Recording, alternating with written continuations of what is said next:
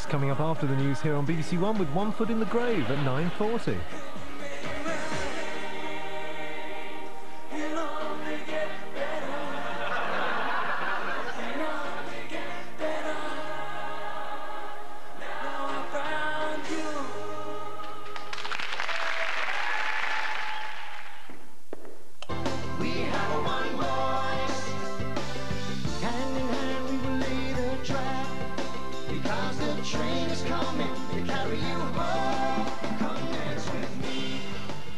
Greetings, pop pickers. Join me, Alan Freeman, Saturdays at 4 on BBC Radio 2. 1 year ago, the world shook with the tragedy of TWA Flight 800. It was just a horrific, horrific scene. But rumours of terrorism soon turned to whispers of a government cover-up. They killed those 230 people by making a mistake. Crash investigators believe they now know the truth, and although the odds are low, they say it could happen again. Whatever occurred in the TWA 800 situation could indeed occur again. But while the airline industry considers its next move, consider this. Thousands of aircraft are potentially at risk. Panorama, Monday at 10 on BBC1. The main evening news now on BBC1 with Peter Sissons at 9 o'clock. The Northern Ireland Secretary has appealed to Orangemen to listen to reason to avoid violence in Portadown this weekend. But as heavy security pours into the area, she says she's still trying to find a solution that both sides can live with. Jubilation at Mission Control as Pathfinder signals come through from Mars. And Shane Warne finds his form at last to England's cost.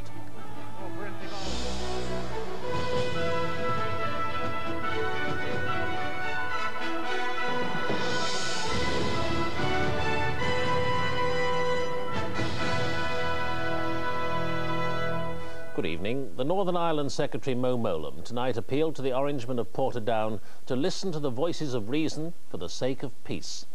The Orangemen planned to march through the nationalist Garvaghy Road area of the town on Sunday, an event that last year led to days of violence. Ms Mowlam stressed tonight that no decision had been taken on whether to ban or reroute the march, and efforts to find an acceptable compromise would go on. From Belfast, our Ireland correspondent Dennis Murray.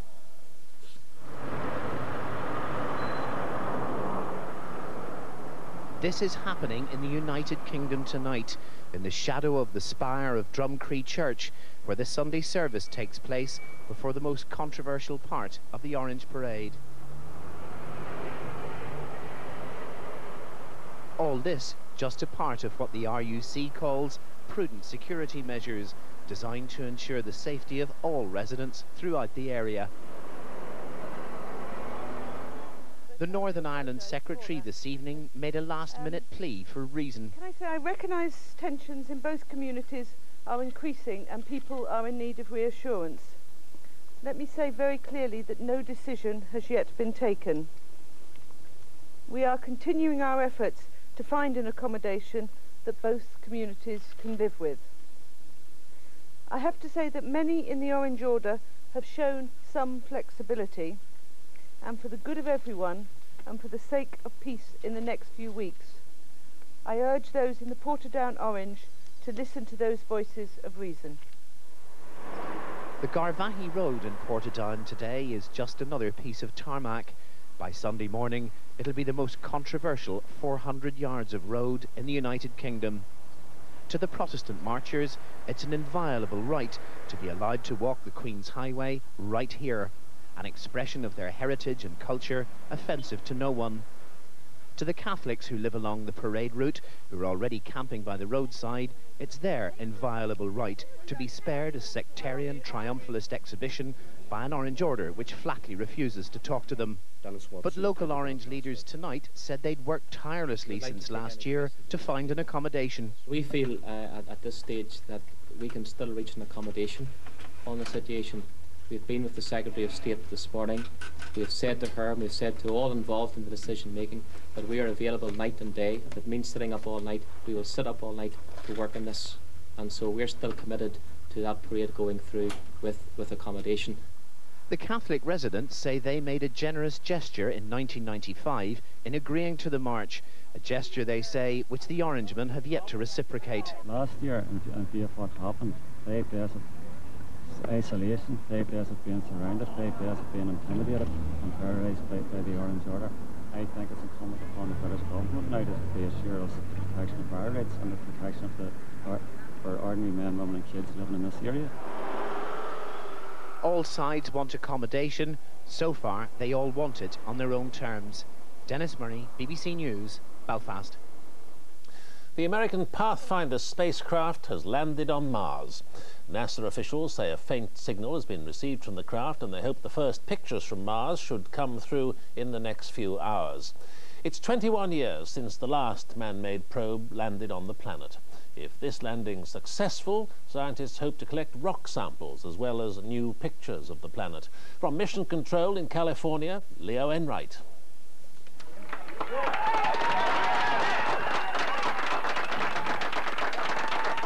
A faint signal from the red planet and confirmation that Earth's latest envoy has arrived. Mars Pathfinder travelled 500 million miles to be there in time for Independence Day. It hit the Martian atmosphere at 26,000 kilometers an hour. That's 5 miles a second, falling rapidly through the thin air before releasing a parachute. It touched down like Mr. Blobby. Airbags protected the lander as it bounced across the surface for more than 5 minutes, and the lander was safe inside. More radio signals and confirmation that the lander had safely opened like the petals of a flower, ready for the exploration to come. The tiny 6-wheeled rover will trundle off the petals tonight to spend the next weeks rolling across the surface. We're there at Mars to understand Mars as a planet, how it differs and is similar to our own. We're there to understand Mars's climate and how the clear evidence of climate change on that planet relates to climate change that occurs on our own. We're there to assess the suitability of Mars as a next destination, perhaps, for human exploration. The last Mars landing was 20 years ago. The surface we see tonight may not be very different from these pictures from the Viking probe. This mission will not find life on Mars, but it may help to answer some big questions. Veteran space scientists laughed at the idea of using an airbag to land on Mars. But this Heath Robinson contraption worked perfectly. It bounced perhaps for a mile after touchdown just before 6 o'clock this afternoon. It will be some hours before the tiny rover moves out over the Ares Valley, but the first pictures of the surface of Mars should arrive back here shortly after midnight British time. Leo Enright, BBC News, at Mission Control in Pasadena, California. The former minister at the centre of the Cash for Questions affair, Neil Hamilton, has sparked a new row by revealing that he's not a member of the Conservative Party. Many party activists had called for him to be expelled after he was heavily criticised by the parliamentary report into sleaze. Our political correspondent Jeremy Vine reports. Looking somewhat desolate tonight, this Cambridge college will be the location for a brainstorming exercise this weekend by senior Tories. Today's events might just be a talking point. The morning held a surprise that was almost theatrical, sprung from behind the drawn curtains of the Hamiltons' London flat. This was a low-profile day for the former MP for Tatton, just a large radio van parked outside, allowing him to take questions from callers to Radio 5 Live, some hostile. Now that the report has found your actions less than decent in public life, I would like to know what actions you're going to take, Mr. Hamilton. Well, I don't quite know what action you would expect me to take. I'm not in Parliament any longer, so I can't resign. Well, you could resign from the Conservative Party. Well, I can't, because I'm not a member of the Conservative Party. You see, when I was a member of Parliament, I wasn't entitled to be a member. That was a revelation to Conservatives in Tatton, who want to take more drastic steps than masking tape to wipe Mr. Hamilton's name from their records. They called for him to get out of the party on the assumption that he was in it. Well, there does seem to be some confusion over whether Neil Hamilton is a member of the local association or not. But we can make it absolutely clear that he should never rejoin this association. It now appears another ex-MP criticised in the Downey report, Sir Michael Grills, may be in a similar position. Officials in his former constituency didn't think he was a member there. No wonder senior Conservatives want the system sorted out. Individual associations control their membership. They admit people to membership. There is no central record of membership at all. And that is an issue that we have been considering as a part of the wider reform of the party. Sir Andrew Bowden, also blamed in the Downey report, remains a party member, and today Tories in his area saw no problem with that. But in Beaconsfield, which the disgraced Tim Smith represented, officials said simply they weren't rushing to throw people out. Some say that hits the problem on the head. The leader must have the power to say that person cannot be a member of Parliament. And without that, we will go into the next election in a very weak position. It is a mess, but if Neil Hamilton is no longer a Tory Party member, something he said he's checking, at least William Hague is spared the indignity of being called on to throw him out and having to admit under present rules he can't. Jeremy Vine, BBC News, Conservative Central Office. The Israeli army has said it will shoot to kill if Palestinian protesters continue the recent violence in the West Bank town of Hebron.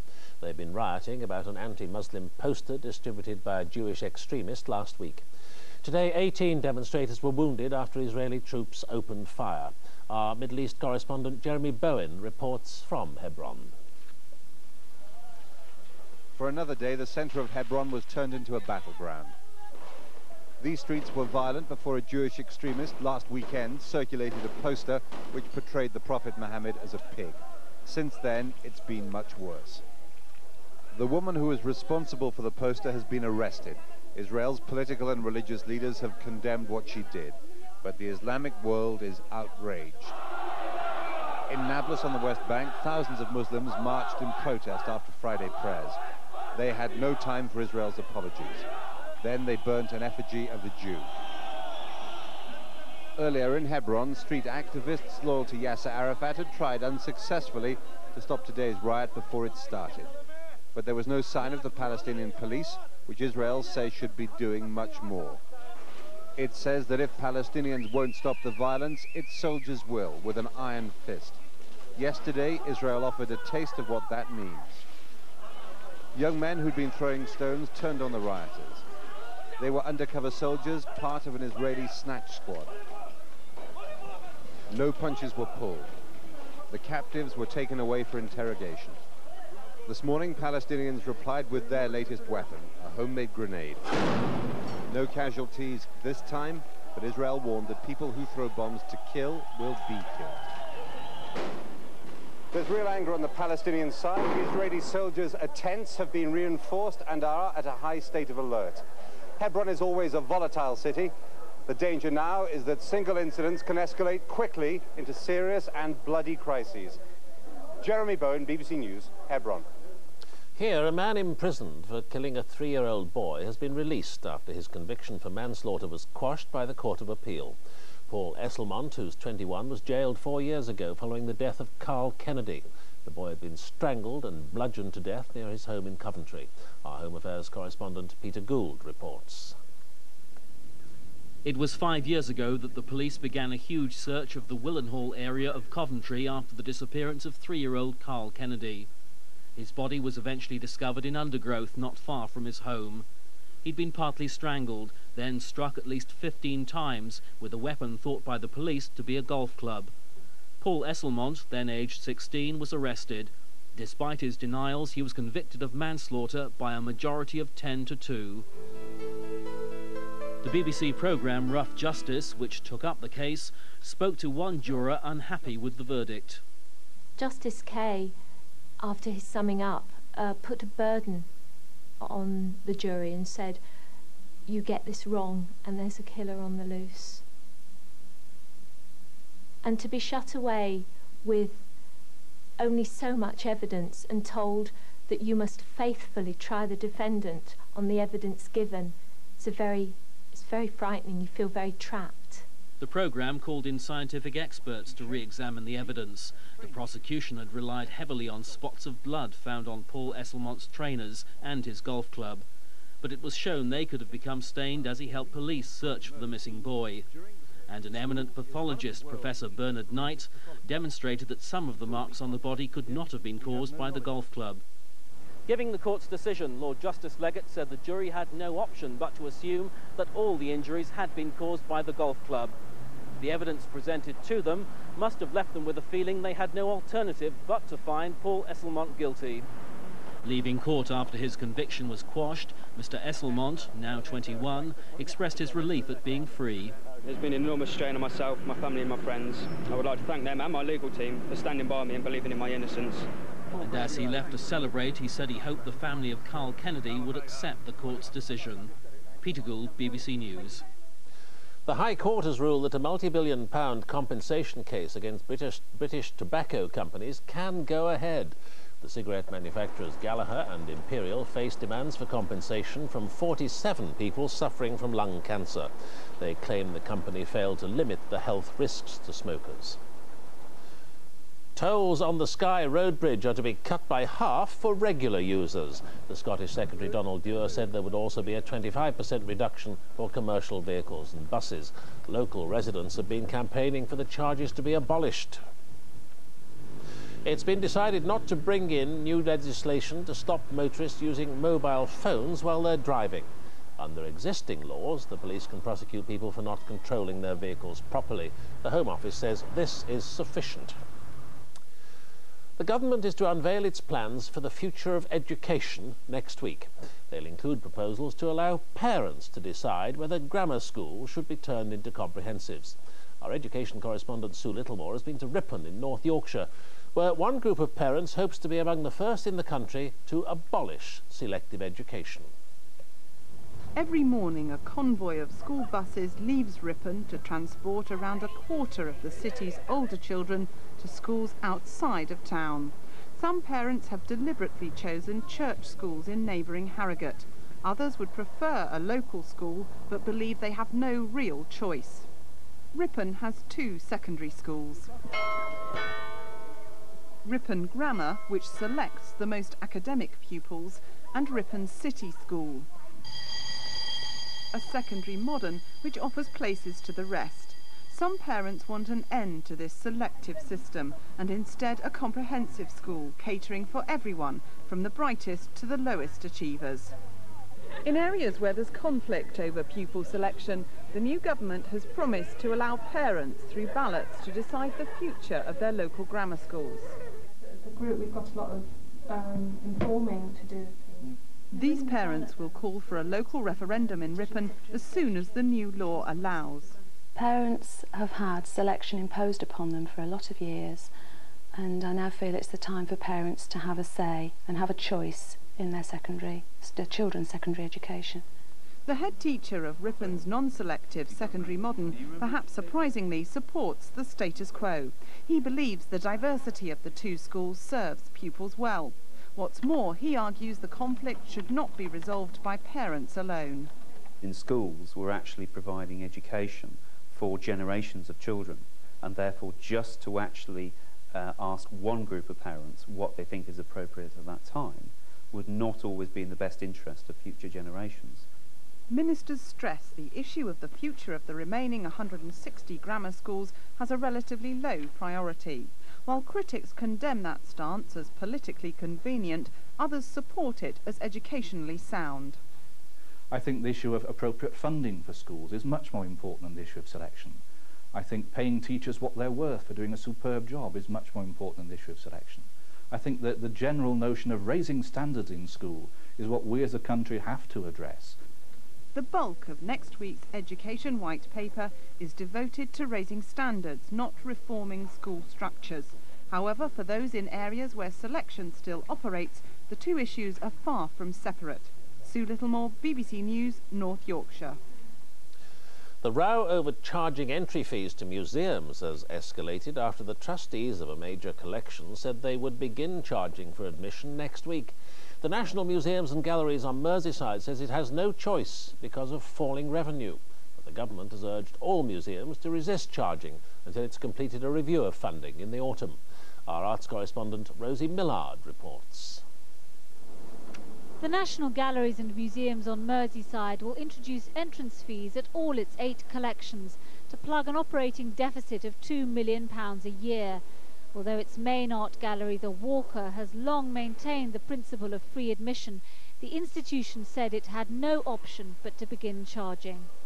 Holes in the roof have got to be repaired, staff have got to be paid, the cost of exhibitions has got to be covered, and unless we are 100% publicly subsidised service, then you have to look for plural funding and of course consider bringing in admission charges.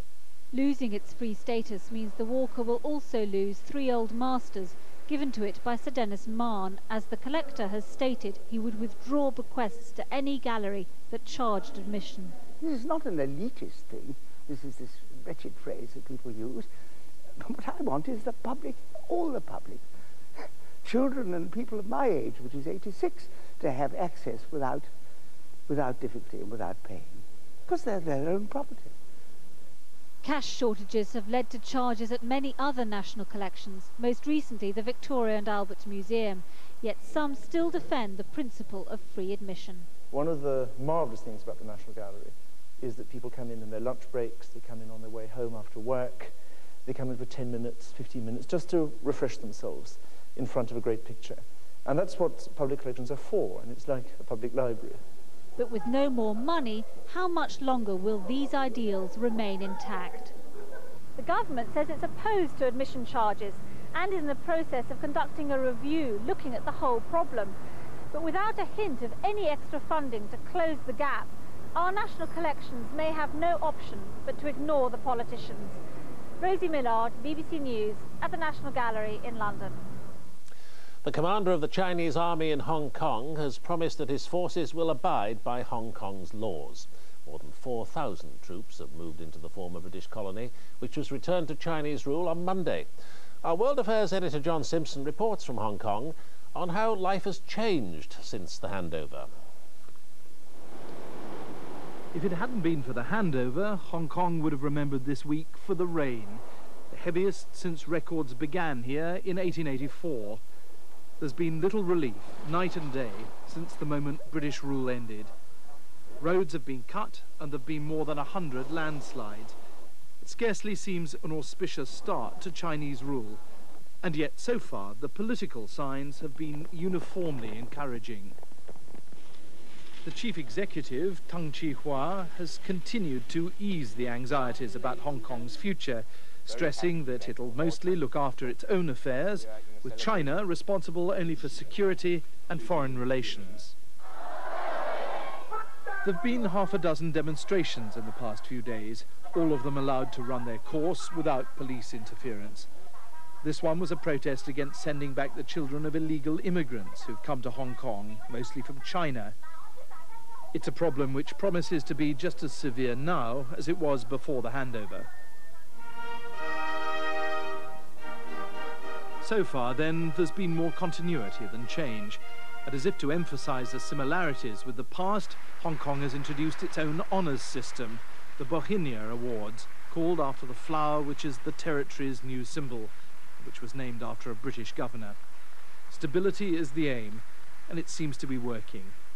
Mr. Tung has even tried to negotiate a new relationship with Taiwan, though the Chinese haven't seemed too enthusiastic yet. As for the British link, there have been few signs of it this week. The Union Jacks have gone from the War Memorial. The Chinese flag flies over the old military headquarters, and the roads to it have now been blocked off. No new name has yet been announced for it. The flag also flies over the unmistakably colonial building which houses the Legislative Council, and only the stonework remains from the past. But even if the signs have been covered over for the time being, the links remain strong. An opinion poll taken the day after the handover suggested that less than a third of people actively welcomed the reunification with China, while another poll found that no fewer than 75% of people felt that British rule had benefited Hong Kong. At the end of an empire, there could be worse epitaphs. John Simpson, BBC News, Hong Kong. Pete Sampras, the #1 seed at Wimbledon, will play the unseeded Frenchman Cédric Pioline in Sunday's final. Sampras beat Todd Woodbridge from Australia in straight sets. In the other semi-final, Pioline beat the 1991 champion Michael Stick in 5 sets. The British were gone, but otherwise little change at Wimbledon. It was raining, and when the first semi-finalists did eventually emerge, Todd Woodbridge was to discover that the world #1 was also as reliable as ever.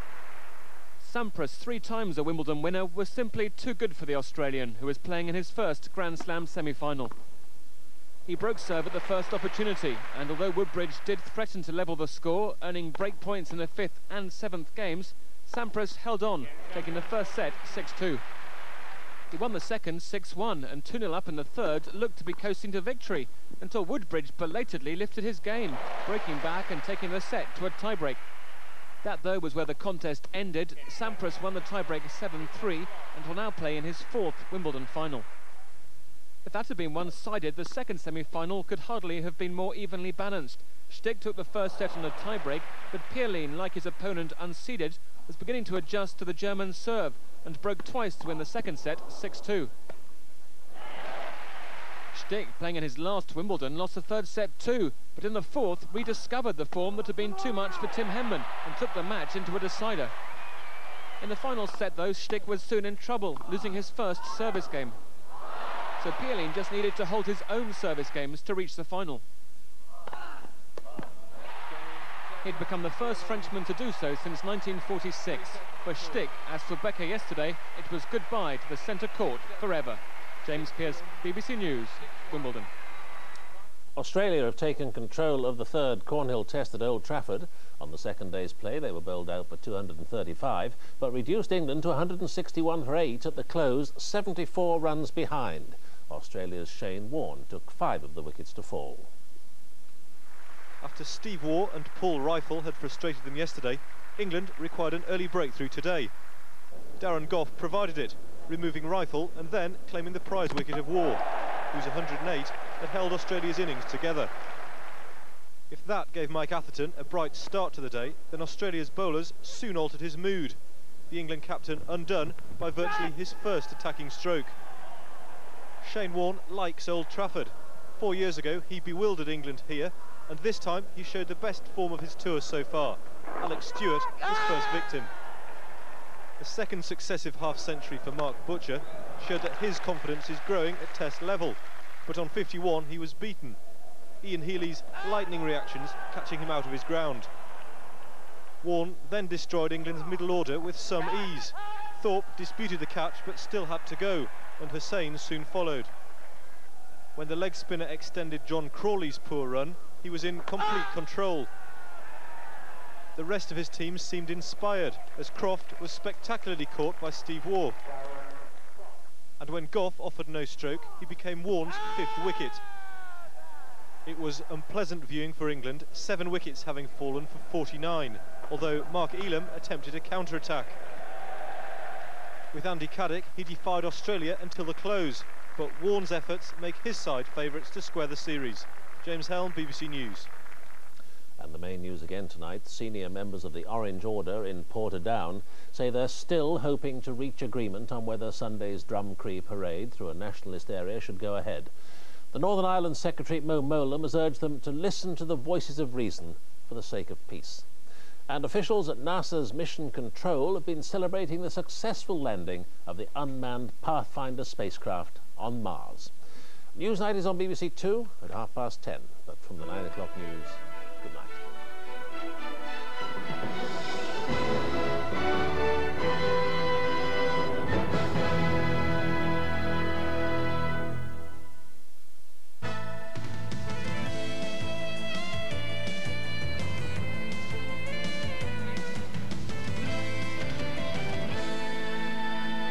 Good evening. Greater Manchester Probation Service has tonight confirmed it's offering accommodation to Graham Seddon, the convicted paedophile who's warned he will strike again. The service says he may not take up the offer. Meanwhile, there's still fear on Merseyside, where mothers have been campaigning against Seddon. Parents in Huyton who've banded together met this lunchtime after finding out that the convicted paedophile had been missing for 24 hours.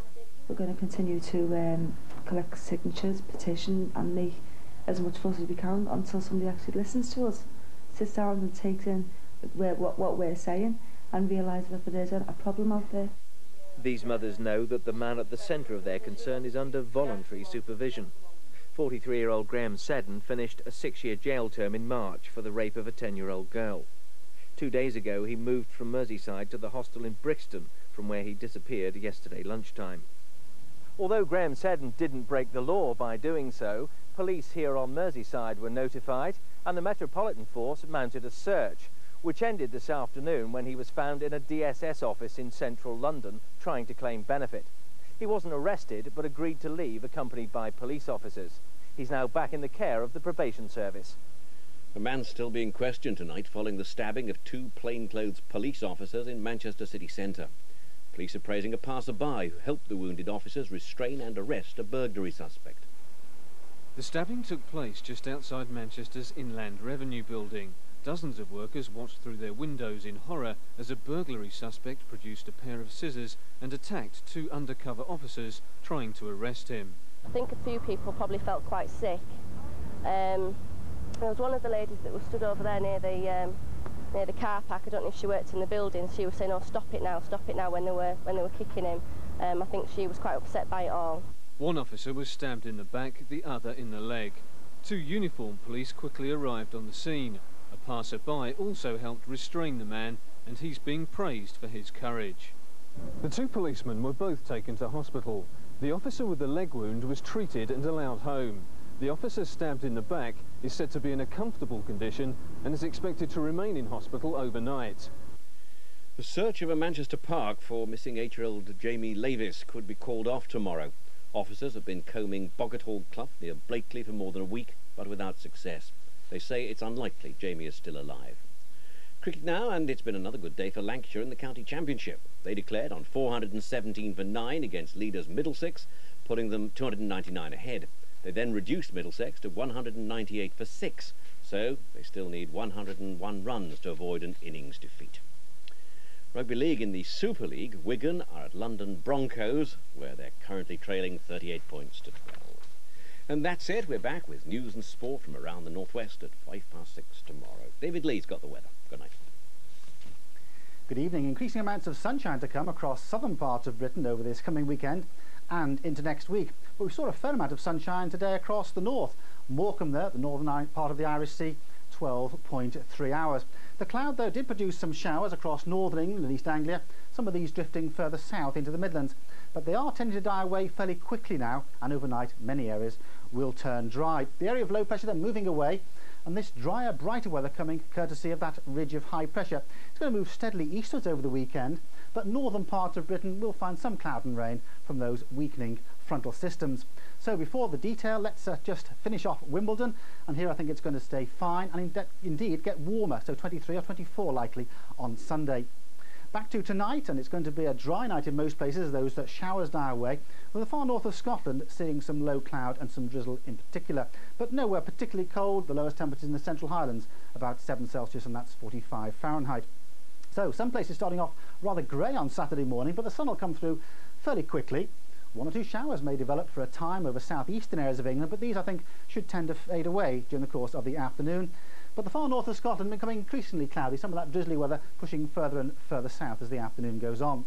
The highest temperatures tomorrow likely across the more eastern areas, 21 Celsius east of the Pennines, perhaps 21 or 22 in some parts of southeast England.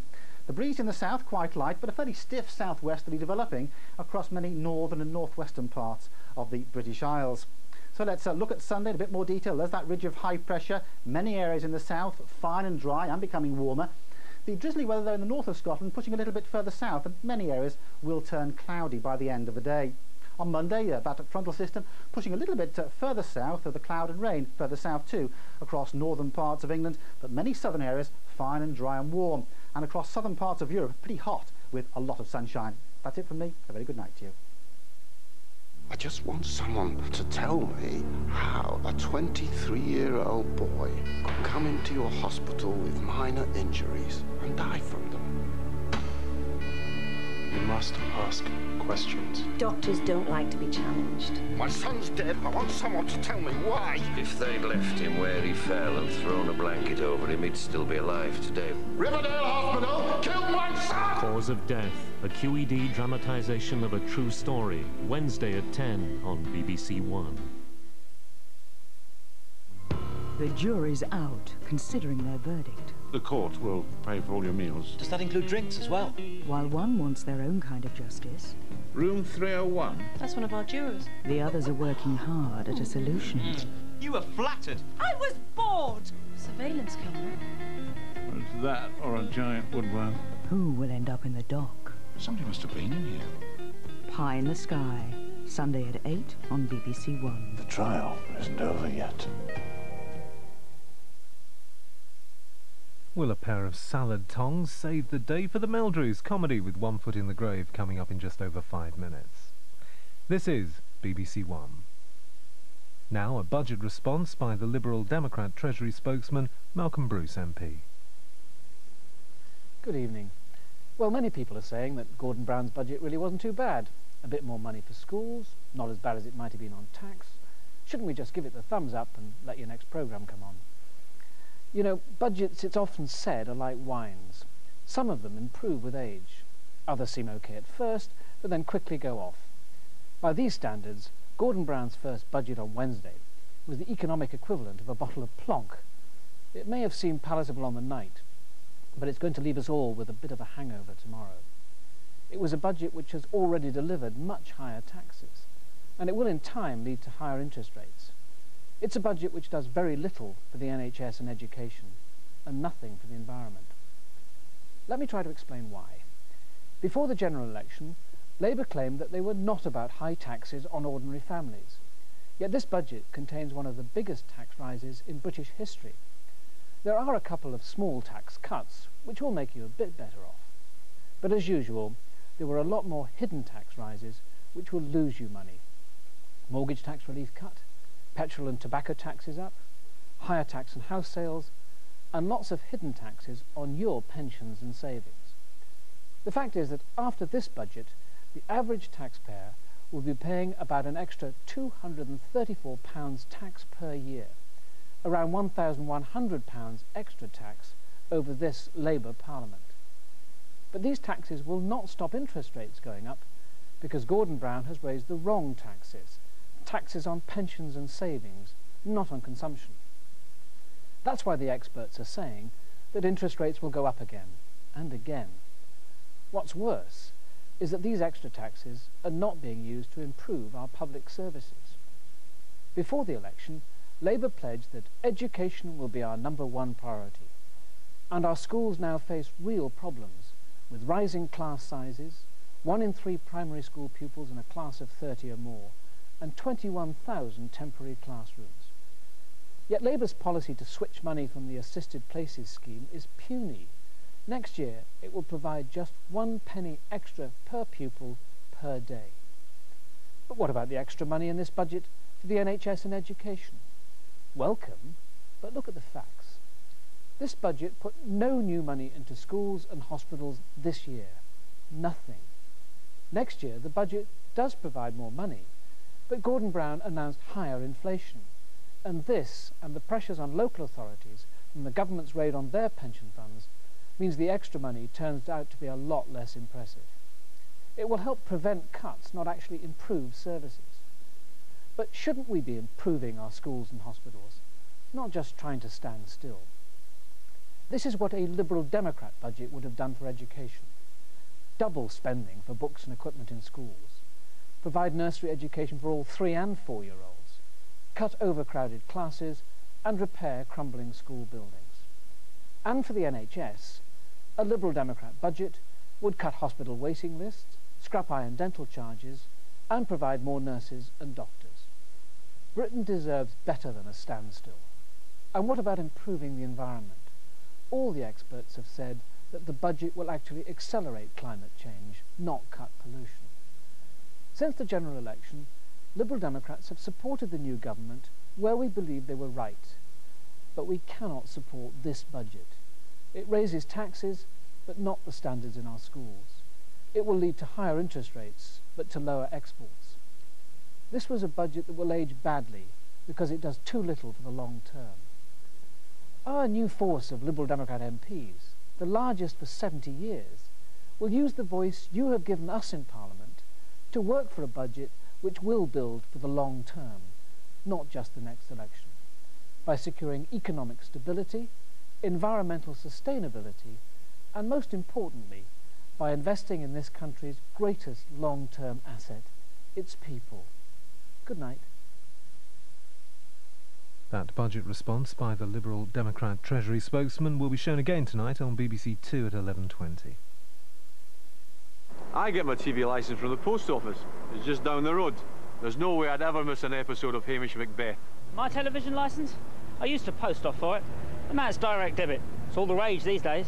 I pay for my television licence by saving about £8 a month in stamps from this lovely young man. I pay for my TV licence using monthly direct debit. It's so easy. Pound of Tom's, please, mate. There are many ways to pay for your TV licence. For details of monthly, quarterly or annual direct debit, please call 0990 50 20 30. That's 0990 50 20 30.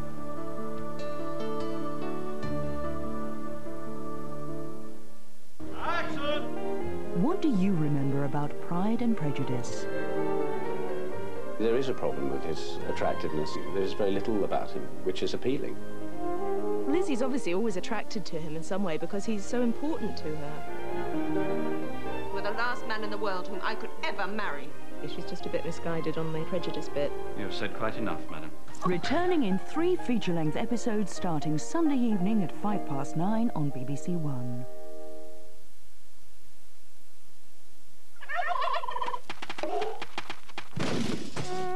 All eyes are on Mars on BBC2 this weekend, including Clive Anderson and guests in a live extraterrestrial talk show, starting in a couple of minutes. Comedy here on BBC1, but Victor isn't laughing.